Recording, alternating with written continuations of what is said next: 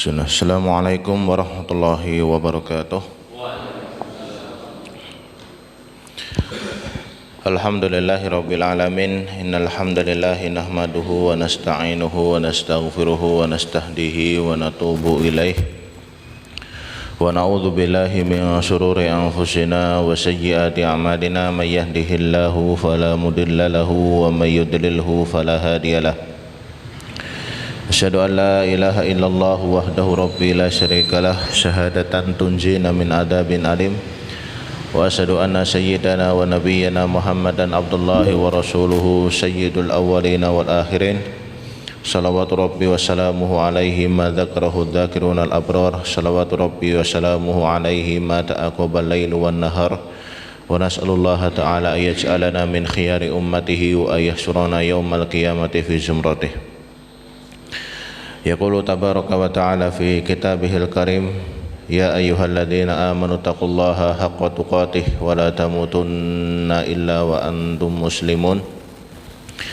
Ya ayyuhan nasu taqu rabbakumul ladzi khalaqakum min nafsin wahidah wa khalaqa minha zawjaha wa batha minhuma rijalan katsiran wa nisaa'a wattaqullaha alladzi tasaaluna bihi wal arham innallaha kana 'alaikum raqiba. Ya ayyuhalladzina amanu taqullaha wa qulu qawlan sadida yuslih lakum a'malakum wa yaghfir lakum dhunubakum wa may yuti'illaha wa rasulahu faqad faza fawzan 'azima. Wa qala nabiyyuna Muhammad sallallahu alaihi wasallam fi hadithihi asy-syarif ittaqillaha haitsu ma kunta wa atbi'i sayyi'atal hasanata tamhuha wa khaliqin nasa bi khuluqin hasanin. Allahumma la sahla ila ma ja'altahu sahla wa anta taj'alul hazana idza syi'ta sahla. Rabbi shrah li sadri wa yassir li amri wa hlul 'uqdatam min lisani yafqahu qawli. Allahumma 'allimna ma yanfa'una wanfa'na bima 'allamtana wa zidna ilman wa amalan ya arhamar rahimin. Ikhwani fiddin arsyadani Allahu wa ayakum. Alhamdulillah pada pagi hari ini kita diizinkan dan diperkenankan oleh Allah Subhanahu wa taala untuk berkumpul bermujalasah bersama di tempat yang insyaallah penuh barokah. Semoga duduknya kita di majelis ilmu ini kelak di hari akhir atau di akhirat akan menjadi pemberat di mizan hasanah kita kelak insyaallah. Allahumma amin. Ikhwani fiddin arsyadani Allah wa ayakum. Sebagaimana di materi yang disodorkan ke saya kemarin, yaitu tentang pengorbanan generasi awal umat Islam, atau kurang lebih seperti itu. Berbicara tentang generasi awal, maka kita perlu untuk kemudian menelisik lebih jauh siapa generasi awal itu. Siapa generasi awal itu, terutama generasi awal di umat Islam ini. Kalau kita bertanya siapa generasi awal itu, ya kita kembalikan kepada sabda Nabi Shallallahu Alaihi Wasallam. Beliau pernah bersabda, khairul quruni qarni, tsummal ladina yalunahum, tsummal ladina yalunahum. Sebaik-baik generasi adalah generasi di mana aku hidup di dalamnya. Jadi generasi yang membersamai Rasulullah Sallallahu Alaihi Wasallam. Siapakah mereka? Yaitu para sahabat Rasul Sallallahu Alaihi Wasallam. Tsummal ladina yalunahum, kemudian generasi yang datang setelah mereka yaitu tabi'in. Tsummal ladina yalunahum, kemudian generasi setelah mereka yaitu tabi'in. Itulah tiga generasi awal umat Islam dan mereka adalah generasi terbaik. Terutama generasi yang pertama, yaitu generasi para sahabat. Mereka adalah manusia-manusia pilihan Allah Subhanahu wa taala yang memang sengaja Allah pilih untuk menemani dakwah seorang manusia yang terbaik.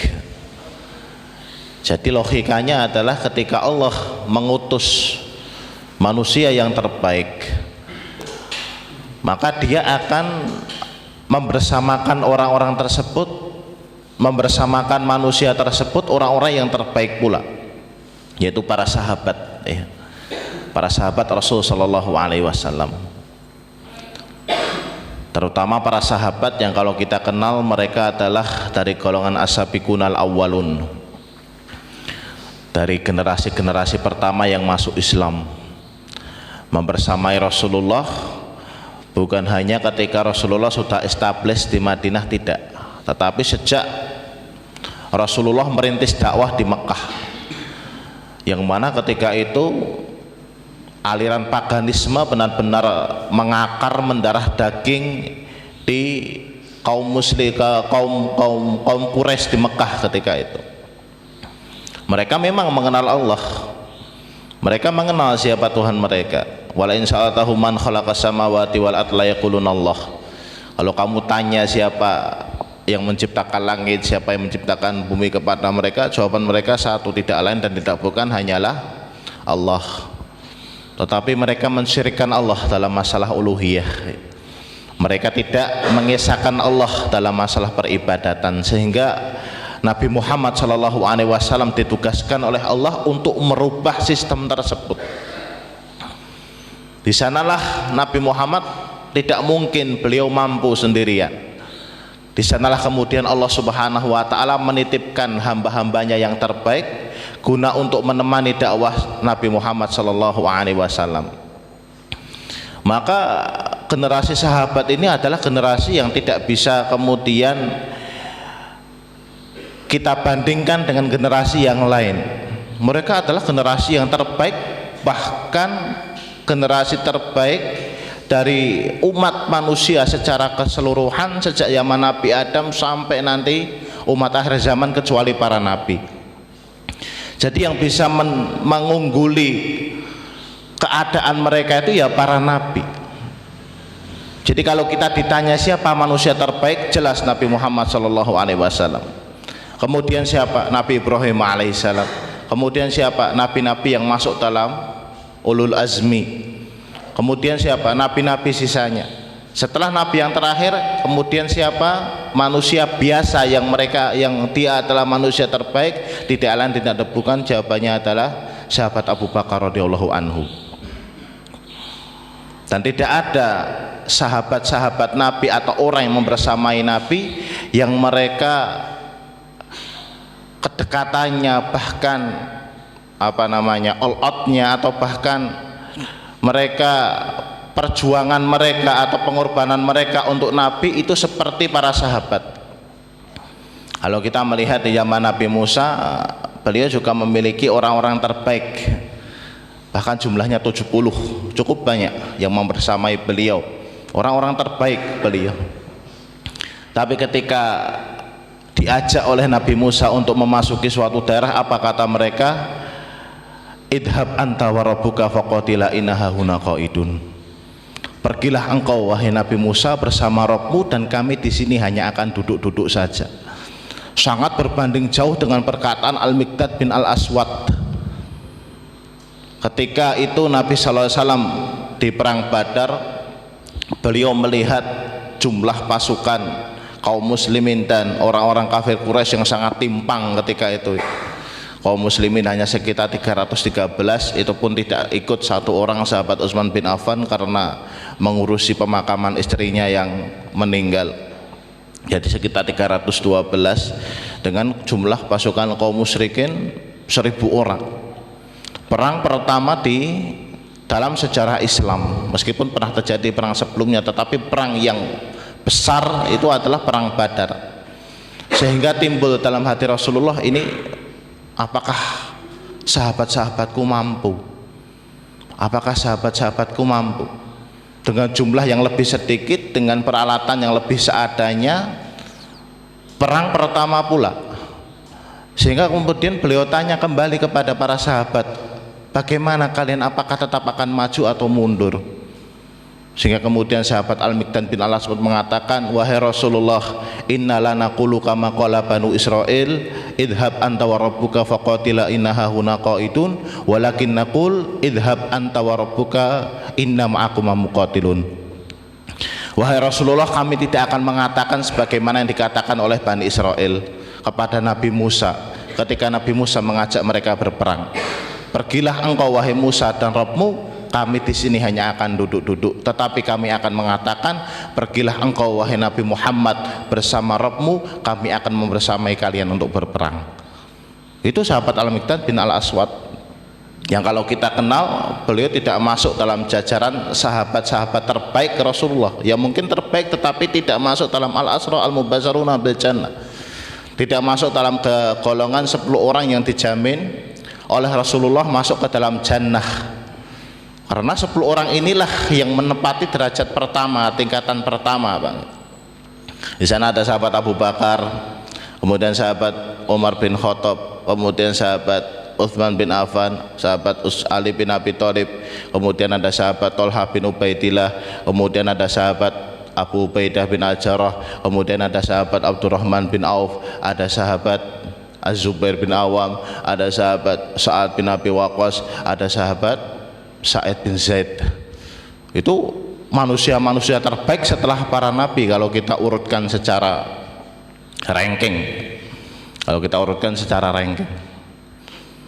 Jadi generasi sahabat ini tidak bisa dibandingkan dengan generasi orang-orang yang membersamai para nabi sebelum Nabi Muhammad SAW.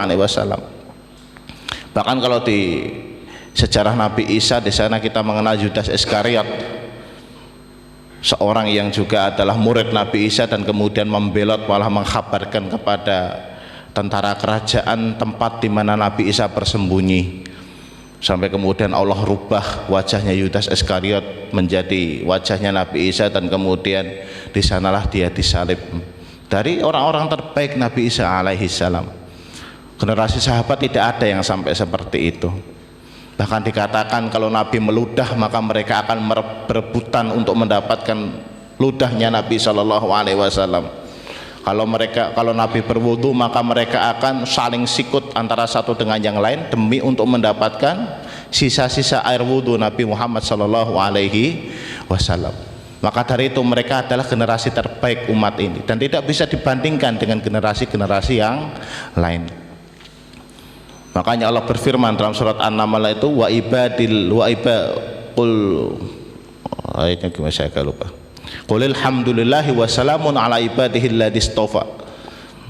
Ibadihi alladhistofa, hamba-hamba Allah yang terpilih, berkata Sufyan Ats-Tsauri rahimahullah rahmatan wasi'ah, hum ashabu Muhammadin sallallahu alaihi wasallam.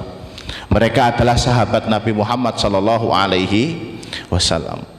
Bagaimana yang saya katakan tadi, terutama mereka adalah generasi-generasi awal dari umat ini atau as-sabiqunal awwalun, yang mereka merintis dakwah bersama Nabi Muhammad sallallahu alaihi wasallam. Di sana ada sahabat Abu Bakar, ya, yang mana memang sahabat Abu Bakar ini sudah disiapkan oleh Allah Subhanahu wa taala untuk menjadi tangan kanannya Nabi Muhammad sallallahu alaihi wasallam. Dari sejak sebelum Islam itu memang yang namanya sahabat Abu Bakar tidak pernah beliau minum khamr, tidak pernah beliau sama sekali untuk menyembah patung-patung tersebut. Memang dijaga oleh Allah Subhanahu wa taala. Ketika Nabi mengajak sahabat Abu Bakar untuk masuk ke dalam Islam, langsung dijawab seketika itu juga oleh sahabat Abu Bakar radhiyallahu anhu. Sampai-sampai Rasulullah mengatakan, mada'autu ahadan ilal Islam illa walahu kabwah. Tidaklah aku itu menyeru seseorang untuk masuk Islam kecuali dia itu memiliki rasa kabwah, memiliki rasa maju mundur. Ya poraya, ya poraya, masuk Islam enggak ya, masuk Islam enggak ya, tak istikharah ya, enggak mungkin ya istikharah, maju mundur, maju mundur, maju mundur. Tetapi Abu Bakar, ayo masuk Islam. Abu Bakar, sami'na wa ata'na. Bahkan di awal-awal keislamannya di situ dihadapkan dengan hal-hal yang membutuhkan perjuangan yang sangat besar untuk Abu Bakar. Membebaskan budaknya Bilal yang harusnya harganya tidak sekian, tapi karena Umayyah bin Khalaf tahu ini yang membeli adalah tuan tanah, Abu Bakar tuan tanah, tanahnya sangat banyak dan kaya raya beliau, kemudian harga dinaikkan. Disitulah juga menguji imannya Abu Bakar. Berapapun engkau berikan harganya wahai Umayyah, bahkan 2 kali lipat atau 10 kali lipat, aku akan beli Bilal bin Rabah. Bahkan ketika peristiwa Isra Mi'raj, peristiwa yang mungkin sangat rawan sekali untuk digoreng oleh orang-orang kafir Quraisy untuk bisa mengembalikan lagi orang-orang yang sudah masuk Islam, terutama Abu Bakar As-Siddiq, karena Abu Bakar itu dari orang yang terpandang, Pak, dari orang-orang yang mereka memiliki kedudukan di tengah-tengah kaum Quraisy.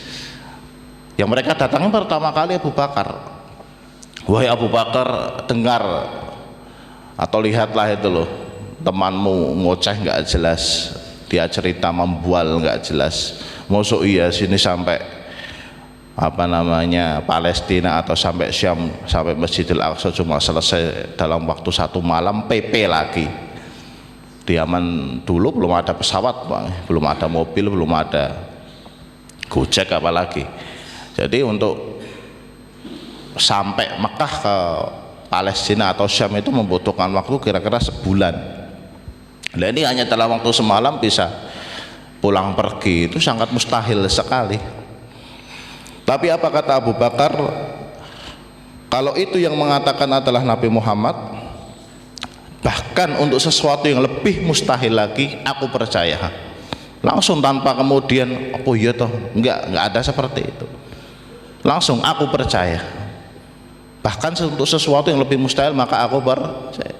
Dari situlah kemudian sahabat Abu Bakar dijuluki As-Siddiq oleh Rasulullah, orang yang langsung membenarkan,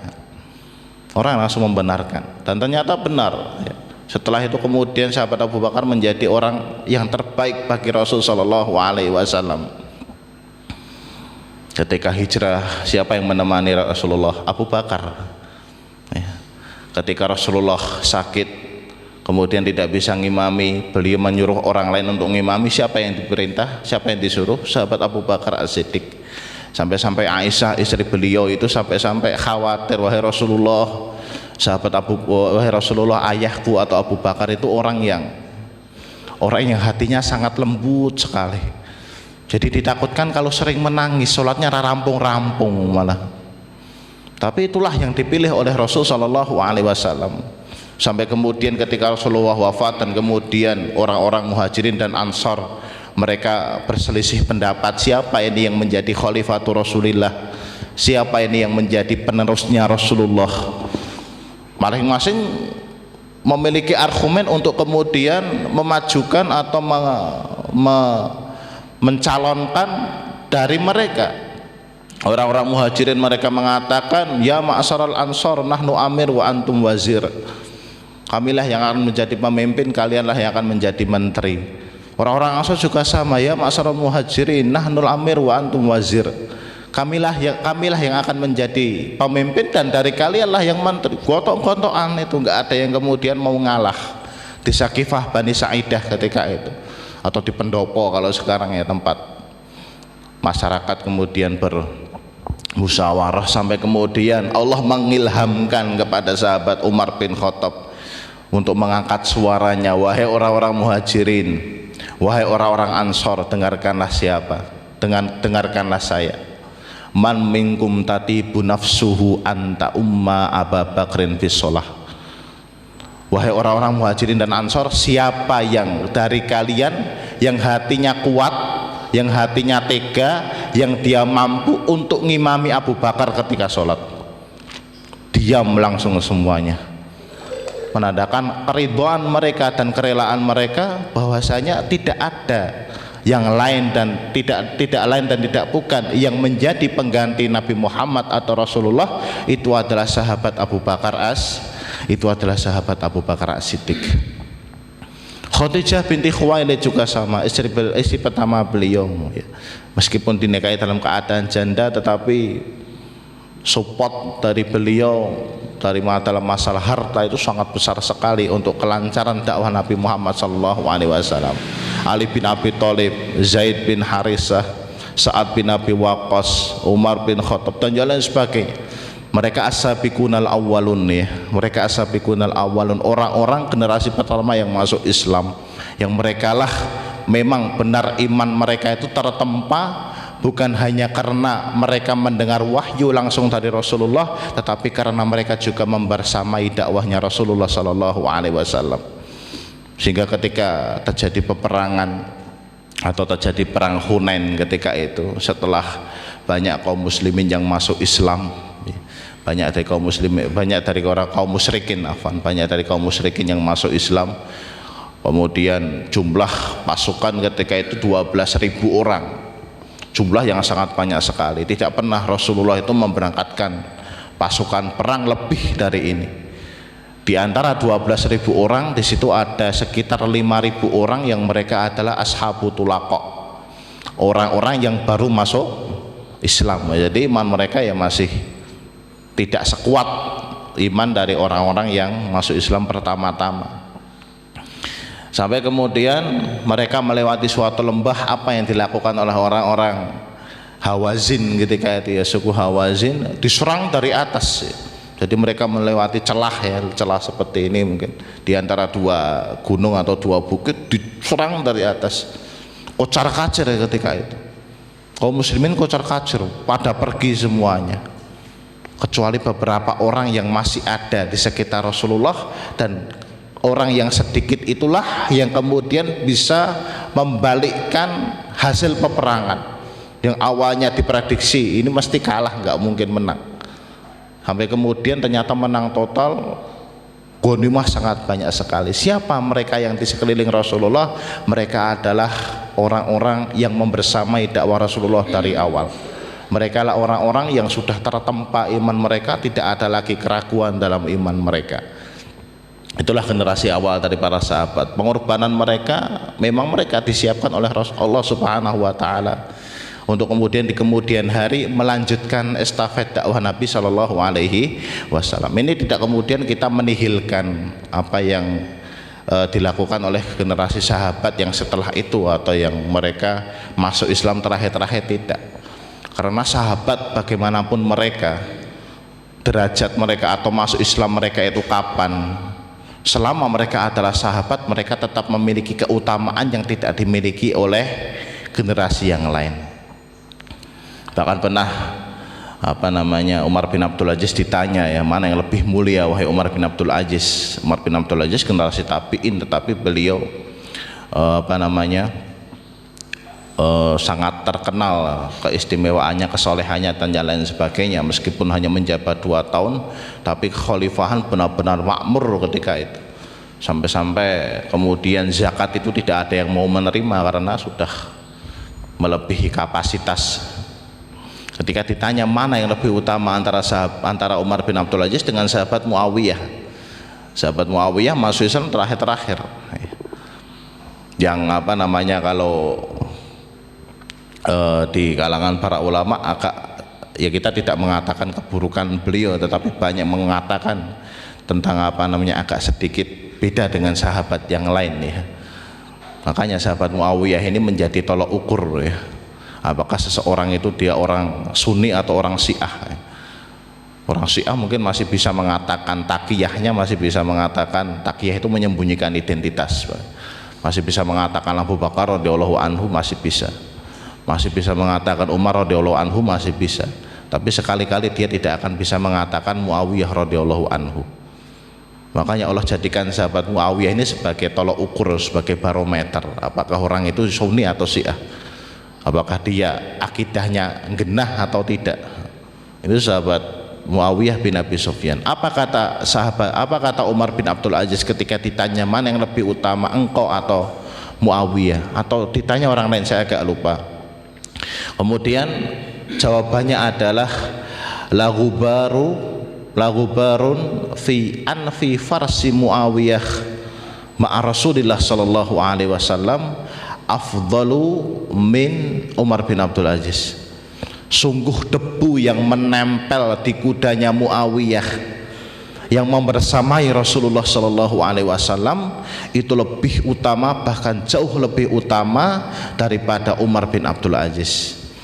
Itulah generasi sahabat ya, generasi terbaik yang tidak mungkin bisa kemudian kita bandingkan dengan generasi-generasi sebelumnya, karena memang pengorbanan mereka yang sangat besar sehingga mereka memang layak untuk mendapatkan predikat sebagai generasi terbaik. Karena memang pengorbanan mereka yang Masya Allah luar biasa, apalagi generasi-generasi awal umat Islam tadi. Sahabat Bilal bin Rabah yang sampai kemudian dijemur siang-siang Kalau di sini siang-siang mungkin masih ya panas, tapi tidak terlalu separah atau sengeri yang ada di Arab sana. Sampai kemudian ada sahabat Ammar bin Yasir yang saking gak kuatnya dia menerima siksaan, kemudian dia ucapkan kalimat kekafiran, sampai kemudian dia galaunya luar biasa. Kemudian datang ayat dari Allah Subhanahu wa taala yang menerangkan bahwasanya sahabat Ammar masih eksis dalam keislamannya. Sahabiyah Sumayyah binti Khayyat, syahidah pertama dalam Islam, orang yang mati syahid pertama dalam Islam. Kita lihat bagaimana kemudian siksaan yang beliau terima, tubuhnya kemudian ditali dari 4 penjuru ya. Jadi tangan ditali di satu kuda, kemudian kaki juga kuda, kaki yang satu, tangan yang satu juga sama, dan kemudian dicambuk dalam satu waktu, kita nggak bisa bayangkan. Jadi 4 bagian tubuhnya. Yasir juga sama seperti itu. Khabbab bin Al-Arat juga sama, menderita siksaan yang sangat menerima siksaan yang sangat besar sekali dari kaum musyrikin. Sampai-sampai suatu ketika pernah beliau itu karena kepayahan setelah disiksa, kemudian beliau duduk di bawah Ka'bah, kemudian berbicara kepada Rasulullah sampai beliau mengatakan, wahai Rasulullah, mata Nasrullah, wahai Rasulullah, kapan kemenangan ini akan datang? Setiap hari kita disiksa, setiap hari kita mendapatkan siksaan fisik, siksaan mental, dan yang lain sebagainya. Apa kata Rasulullah? Sabar wahai Khabbab, sungguh suatu saat nanti akan datang suatu masa semua orang itu sudah kenal dengan Islam, dan kemudian bahkan ada seorang wanita yang akan berhaji dari suatu tempat yang jauh. Dia akan berhaji tanpa ada seorang mahram yang menemani. Maksudnya apa? Dia bisa berjalan dengan aman karena orang sekelilingnya sudah masuk Islam.